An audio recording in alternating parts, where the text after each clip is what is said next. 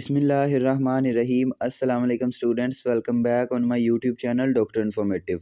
Dear students, आज की इस वीडियो में मैं आपके साथ ऐसे तमाम कोर्सेज़ की कंप्लीट डिटेल शेयर करूंगा जो आप BS nursing 4 year degree programme complete करने के बाद कर सकते हैं। हम देखेंगे कि इन तमाम कोर्सेज़ की क्या अहमियत है, इनके बाद जॉब्स अपॉर्चुनिटीज़ क्या हैं और कौन सा कोर्स करने के बाद आपको गवर्नमेंट में 16, 17, 18, 19 स्केल तक की जॉब्स भी ऑफ़र हो सकती हैं। आपने बीएस नर्सिंग को as a professional field choose किया है या आप करने वाले हैं, तो आपको फ्यूचर अपॉर्चुनिटीज़ का भी पता होना चाहिए कि इस फील्ड में क्या-क्या फ्यूचर में आपको अपॉर्चुनिटीज़ मिल सकती हैं। वीडियो को कंप्लीट वॉच कीजिएगा ताकि आपके ज़हन में किसी किस्म की कोई क्यूरी ना रहे। वीडियो को प्रॉपर स्टार्ट करने से पहले आपसे यही रिक्वेस्ट है कि अगर आप इस चैनल पर नए हैं तो चैनल को सब्सक्राइब करें, बेल आइकन को लाजमी प्रेस करें ताकि मज़ीद आने वाली इन्फॉर्मेटिव वीडियोज़ भी आप तक पहुँचती रहें। So let's start the video.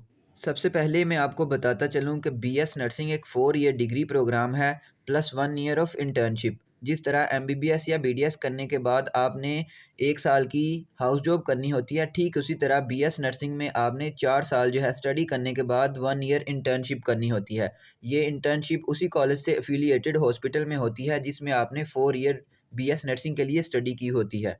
इसके बाद पीएनसी पाकिस्तान नर्सिंग काउंसिल की तरफ से आपको रजिस्टर्ड नर्स की डिग्री दे दी जाती है और एक लाइसेंस दिया जाता है ताकि आप किसी भी जगह पे एज अ रजिस्टर्ड नर्स काम कर सकें। अगर आप बीएस नर्सिंग करने के बाद किसी प्राइवेट सेक्टर में भी जॉब करते हैं तो वहाँ पे भी आपको एक अच्छी सैलरी मिल सकती है।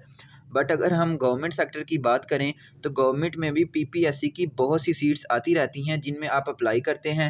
अप्लाई करने के बाद आपका इंटरव्यू कंडक्ट किया जाता है। अगर आपकी सिलेक्शन होती है तो आपको as a charge nurse hire कर लिया जाता है। अब एक चार्ज नर्स का जो स्केल है वो स्केल नंबर 16 होता है गवर्नमेंट में।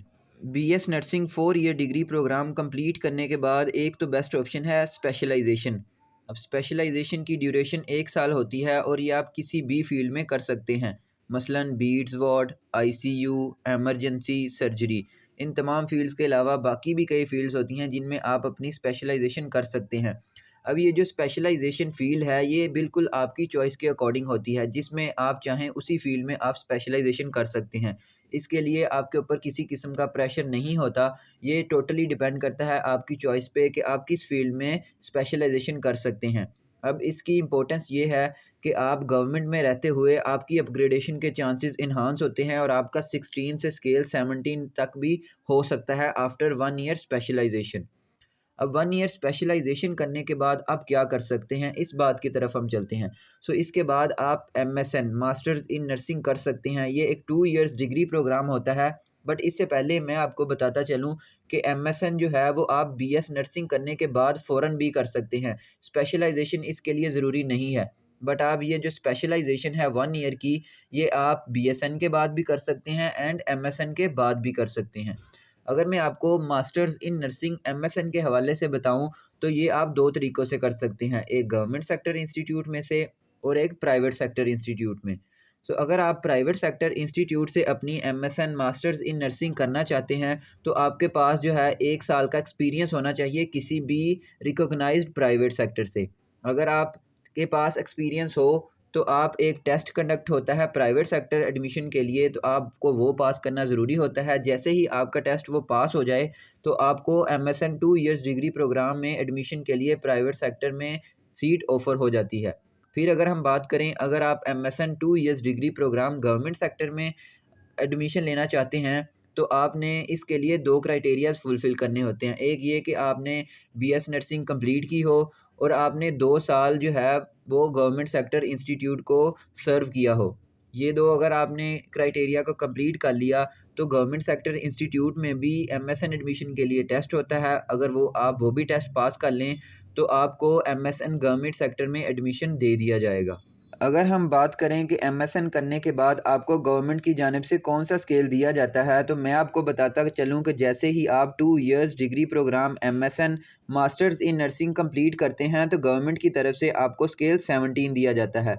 और ये एक ऐसी फ़ील्ड है जिसमें 16 और 18 स्केल के बहुत से टेस्ट भी कंडक्ट होते रहते हैं। अगर आप वो टेस्ट पास कर लें, तो डायरेक्ट आप 18 स्केल पर भी जा सकते हैं। क्योंकि पाकिस्तान में नर्सिंग जो है अब लिमिटेड फ़ील्ड नहीं रही, तो आप बीएसएन करने के बाद एमएसएन कर सकते हैं। एमएसएन करने के बाद या पहले स्पेशलाइजेशन कर सकते हैं और स्पेशलाइजेशन करने के बाद आप जो है वो पीएचडी इन नर्सिंग भी कर सकते हैं। जैसे ही आप पीएचडी इन नर्सिंग कंप्लीट कर लेते हैं तो आपको गवर्नमेंट की जानब से स्केल 19 दिया जाता है। अब हम अगर पीएचडी इन नर्सिंग करने के बाद जॉब्स अपॉर्चुनिटी की बात करें तो जैसे ही आप पीएचडी नर्सिंग कंप्लीट करेंगे तो आप डायरेक्टरेट इन जनरल नर्सिंग भी मुंतखब हो सकते हैं।